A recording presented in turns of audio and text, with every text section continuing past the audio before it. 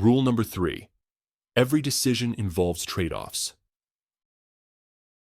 Note: this is an AI reading of a blog post. Links, images, and videos are not narrated. Quotes are narrated in a different voice. One of the universal rules of decision-making is that every decision involves trade-offs.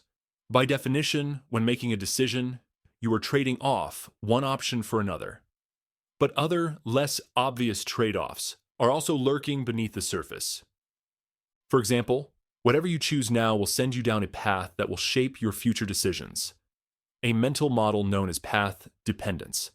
That is, your future path is both influenced and limited by your past decisions. If you enroll your child in a language immersion school, you significantly increase the chances that they will move to an area of the world where that language is spoken decades from now. Maybe you're okay with that possible path, but you should at least be aware of it. In a real sense, you aren't just trading the immediate outcomes of one option for another, but one future path for another. From that perspective, you can consider path-related dimensions, such as how the various options vary in terms of future optionality or reversibility. It's not that more optionality or reversibility is always better, as often they come at a cost, but just that these less obvious trade-offs should be considered. A related, less obvious trade-off involves opportunity cost. If you pick from the options in front of you, what other opportunities are you forgoing? By explicitly asking this question, more options might reveal themselves.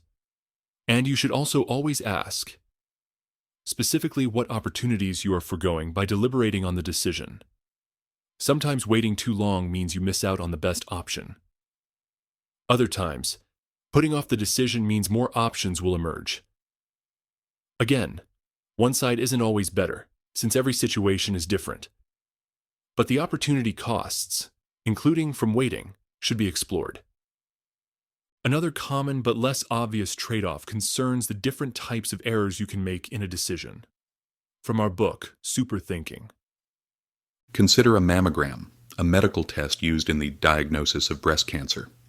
You might think a test like this has two possible results, positive or negative, but really a mammogram has 4 possible outcomes. The 2 possible outcomes you immediately think of are when the test is right, the true positive and the true negative. The other 2 outcomes occur when the test is wrong, the false positive and the false negative. These error models occur well beyond statistics, in any system where judgments are made. Your email spam filter is a good example. Recently, our spam filters flagged an email with photos of our new niece as spam, false positive. And actual spam messages still occasionally make it through our spam filters, false negatives. Because making each type of error has consequences, systems need to be designed with these consequences in mind. That is, you have to make decisions on the trade-off between the different types of error, recognizing that some errors are inevitable. For instance, the U.S. legal system is supposed to require proof beyond a reasonable doubt for criminal convictions.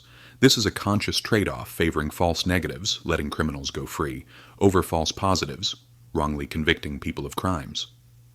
To uncover other, less obvious trade-offs, you can brainstorm and explicitly list out, for example, in a spreadsheet, the more subtle dimensions on which options differ. Think of a comparison shopping page that compares numerous features and benefits. The obvious ones, such as cost, may immediately come to mind, but others may take time to surface, like how choosing one option might impact your personal quality of life in the future.